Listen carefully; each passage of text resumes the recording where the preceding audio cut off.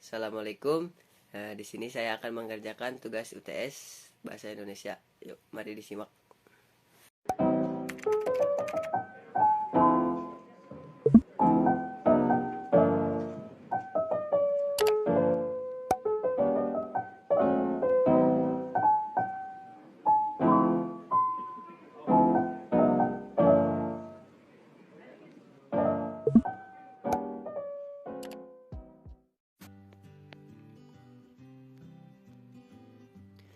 Nah, materi yang pertama tentang hakikat bahasa Indonesia. Nah, poin yang pertama, pengertian bahasa. Secara umum, pengertian bahasa dapat diartikan sebagai sarana menyampaikan informasi. Bahasa juga dapat dimaknai sebagai sarana untuk menyampaikan atau mengungkapkan pikiran, ide, aspirasi, gagasan, pendapat, inspirasi, kreasi seni, religi, dan teknologi kepada orang lain. Salah satunya dapat disampaikan lewat bahasa. Fungsi dan pentingnya bahasa. Siapa yang menyangka jika hakikat bahasa juga memiliki banyak manfaat, diantaranya sebagai berikut. Yang pertama, sebagai pemersatu. Yang kedua, sebagai sarana mengungkapkan emosi. Yang ketiga, sebagai sarana komunikasi. Yang keempat, mengembangkan ilmu pengetahuan. Yang kelima, sebagai alat kontrol sosial. Nah, sifat bahasa diantaranya sebagai berikut. Bahasa sebagai sistem, bahasa sebagai perlambang, bahasa sebagai makna, bahasa bersifat konvensional, bahasa itu sistem bunyi, bahasa itu bersifat arbitrer, bahasa bersifat produktif, bahasa bersifat unik, bahasa bersifat universal, bahasa memiliki variasi, bahasa untuk mengidentifikasi kelompok sosial. Nah, hakikat bahasa. Setelah diikrarkan Sumpah Pemuda, bahasa Indonesia pun berkembang seiring berjalannya waktu. Dari segi teknis, terus berkembang. Ada beberapa periode sejarah ejaan bahasa Indonesia sebagai berikut. Yang pertama, ejaan Republik. Ejaan Republik adalah ejaan yang dikembangkan pada tahun 1947 di masa kepemimpinan Suwandi sebagai Menteri Pendidikan kala itu. Mengubah ejaan Republik dengan ejaan Van Ophuijsen, yang mana ada beberapa perubahan seperti penulisan OE menjadi U, bunyi hamzah diganti dengan K, dan sebagainya. Yang kedua, ejaan pembaharuan. Ejaan yang kedua masuk di tahun 1957 yang merupakan update ejaan Republik menjadi ejaan pembaharuan. Profesor Prijono E. Katopo adalah panitia yang memimpin. Beberapa ejaan yang diganti dari ejaan Republik menjadi ejaan pembaharuan adalah gabungan konsonan DJ menjadi J, konsonan TJ diubah menjadi TS, dan masih banyak lagi. Nah, ciri-ciri bahasa. Setelah mengetahui pengertian, fungsi, dan sifat dari bahasa, maka setidaknya kamu juga harus tahu ciri-ciri bahasa itu bagaimana dan seperti apa. Ada beberapa sebagai berikut. Pertama, keumuman. Ciri bahasa yang pertama memiliki keumuman. Pertanyaannya adalah, apa sih yang bisa dianggap umum dalam berbahasa? Meliputi beberapa poin. Setiap bahasa memiliki fonem vokal dan fonem konsonan. Yang kedua, khusus. Ciri hakikat bahasa yang kedua adalah ciri khusus. Ciri khusus dibagi menjadi beberapa poin sebagai berikut. Bahasa mengalami konjugasi dan deklinasi. Adapun bahasa yang menggunakan imbuhan dan yang tidak menggunakan imbuhan, bahasa memiliki bahasa preposisi maupun posposisi. Nah, materi yang kedua tentang ejaan yang disempurnakan. Nah, poin yang pertama, pengertian ejaan. Dalam buku Konsep Bahasa Indonesia 2019 karya Yunus Abidin, ejaan merupakan aturan yang melambangkan bunyi bahasa menjadi bentuk huruf, kata, serta kalimat. Ejaan juga diartikan sebagai kumpulan peraturan penulisan huruf, kata, serta penggunaan tanda baca. Nah, poin kedua, fungsi ejaan. Menurut Siti Mutmainah, dalam buku Bahasa Indonesia untuk Perguruan Tinggi 2019, ejaan harus ditetapkan dalam penulisan bahasa. Ejaan memiliki sejumlah fungsi penting, yaitu pertama, landasan pembakuan tata bahasa. Yang kedua, landasan pembakuan kosakata serta istilah. Yang ketiga, penyaring masuknya unsur bahasa lain ke bahasa Indonesia. Yang keempat, membantu pemahaman pembaca dalam mencerna informasi. Nah, di sini ada penulisan ejaan. Dilansir dari situs Kementerian Pendidikan dan Kebudayaan, penulisan ejaan mencakup beberapa hal, yaitu yang pertama, penulisan huruf abjad, penulisan huruf vokal, penulisan huruf konsonan, penulisan huruf diftong, penulisan gabungan huruf konsonan, penulisan pemenggalan kata.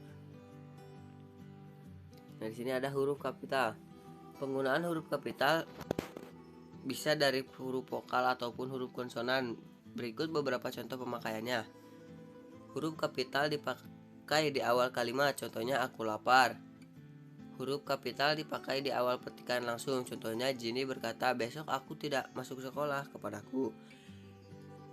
Huruf kapital dipakai di huruf pertama dalam ungkapan yang berhubungan dengan Tuhan serta kitab suci, termasuk kata ganti untuk Tuhan, contohnya Allah yang Maha Kuasa, Islam, dan lainnya. Nah, di sini ada huruf miring. Berikut beberapa contoh pemakaiannya. Huruf miring dipakai untuk menulis nama buku, majalah, dan surat kabar yang dikutip dalam tulisan, contohnya majalah bahasa. Huruf miring dipakai untuk menegaskan kata, contohnya huruf pertama kata aku adalah A. Huruf miring dipakai di nama ilmiah, contohnya politik, divide et impera. Nah, materi yang ketiga tentang kata, istilah, dan diksi. Nah, poin pertama, pengertian diksi. Diksi adalah pilihan kata untuk menggambarkan sebuah cerita, tidak terbatas kepada pilih-memilih kata saja. Diksi juga digunakan untuk mengungkapkan gagasan atau menceritakan peristiwa. Diksi juga meliputi persoalan gaya bahasa, ungkapan-ungkapan, dan sebagainya. Menurut KBBI, diksi adalah pilihan kata yang tepat dan selaras dalam penggunaannya untuk mengungkapkan gagasan sehingga diperoleh efek tertentu seperti yang diharapkan. Dengan kata lain, diksi merupakan pemilihan kata yang tepat untuk mengungkapkan sesuatu gagasan agar mendapatkan hasil tertentu. Nah, di sini ada ciri-ciri diksi. Yang pertama, menggunakan pilihan kata yang tepat dan sesuai dengan konteks kalimat yang digunakan untuk mengungkapkan gagasan. Yang kedua, pilihan kata yang digunakan dapat membedakan nuansa makna, kata dan bentuk yang sesuai dengan ide atau gagasan, situasi, dan nilai rasa pembaca maupun pendengar. Yang ketiga, menggunakan perbendaharaan kata yang dimiliki dan dikenali oleh masyarakat dan dapat menggerakkan dan memperdayakan kekayaan tersebut menjadi jaring kata yang jelas. Nah, syarat ketetapan diksi. Yang pertama, penggunaan kata konotasi dan dekorasi secara cermat. Yang kedua, menggunakan kata sinonim atau hampir sama maknanya secara cermat. Yang ketiga, dapat membedakan kata-kata yang memiliki ejaan yang mirip. Yang keempat,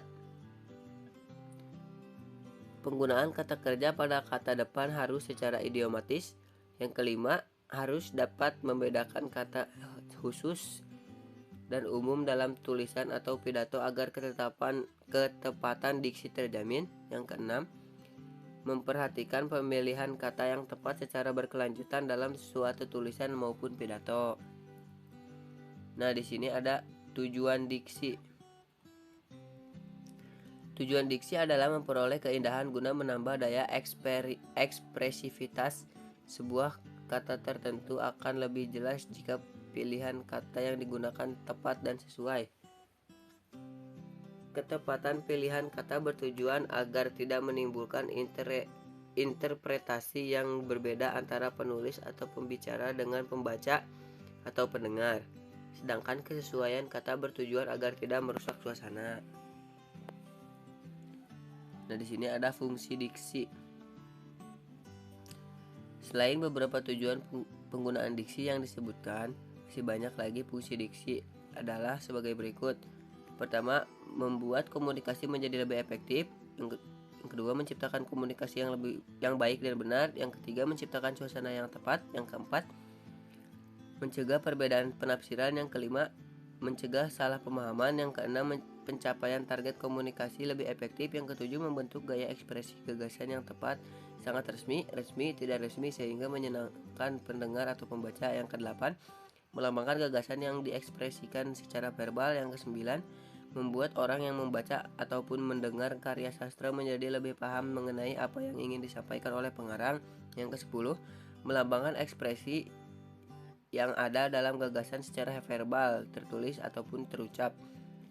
Yang ke-11, membentuk ekspresi maupun gagasan yang tepat sehingga dapat menyenangkan pendengar ataupun pembacanya.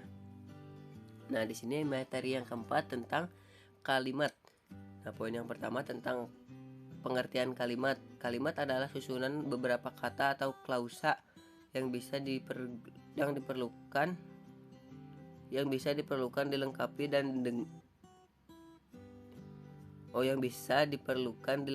dengan kata hubung atau konjungsi. Kalimat sangat berperan penting dalam hal komunikasi karena kalimat berfungsi untuk menyampaikan sebuah informasi dan menggambarkan perasaan seseorang. Nah, di sini ada unsur-unsur kalimat. Unsur-unsur dalam sebuah kalimat ada, yang pertama ada subjek, yang kedua ada predikat, nah yang ketiga ada objek, yang keempat ada pelengkap, yang kelima ada keterangan. Nah, subjek adalah kata benda dalam sebuah kalimat yang dapat berupa nama orang, hewan, benda, sapaan, dan lain-lain. Nah, terus predikat. Predikat adalah bagian yang menandai apa yang telah diucapkan ataupun dituliskan oleh pihak pertama. Nah, terus objek. Objek adalah sebuah hal atau perkara yang akan menjadi topik pembicaraan. Nah, terus ada pelengkap. Pelengkap adalah bagian frasa verbal yang membuatnya menjadi predikat lengkap dalam sebuah klausa. Nah, terus ada keterangan. Keterangan adalah sebuah bagian kalimat yang memiliki tujuan untuk memperjelas kalimat. Nah, adapun ciri-ciri kalimat sebagai berikut. Yang pertama, merupakan satu kesatuan bahasa yang memiliki fonem dan morfem. Fonem adalah bunyi pada sebuah bahasa yang membedakan makna dalam sebuah kata, sedangkan morfem adalah bentuk bahasa yang mengandung arti pada sebuah kata. Yang kedua, dapat berdiri sendiri meskipun tidak ditambah dengan kalimat lengkap. Yang ketiga, mempunyai pola intonasi akhir. Yang keempat, adanya huruf kapital dan tanda baca dalam sebuah kalimat. Yang ketiga, ada tentang bagian-bagian kalimat. Pertama, kalimat dan klausa, contohnya ibu memasak, subjek plus predikat. Yang kedua, konstituen kalimat. Contoh konstituen kalimat yaitu kami membangun perkebunan di kopi di samping halaman sekolah. 3, unsur wajib dan unsur tak wajib. Contohnya FN plus FV ibu sama dengan ibu memasak. FN plus FV plus FN ibu memasak telur. FN plus FV plus FN plus FN adik menggambar tubuh kucing. Nah, yang keempat, bagian kalimat bukan inti. Contoh kalimatnya adalah mobil disetir kakak. Yang kelima, jenis-jenis kalimat menurut bentuk. Contoh kalimat tunggal adalah sebagai berikut. Ayah sedang tidur, semua barang-barang berserakan di kamar tidur ayah. Kalimat tunggal memiliki fungsi kalimat kata kerja untuk memberikan kalimat predikat dengan hanya kata kerja setelah kata subjek. Kalimat kata bersifat memberikan kalimat predikat dengan hanya kata sifat setelah kata subjek.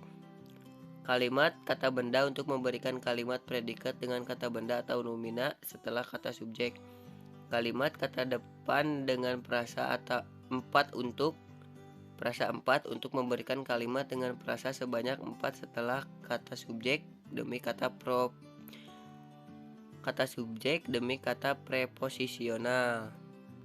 Terima kasih telah menonton dan terima kasih telah menyimak.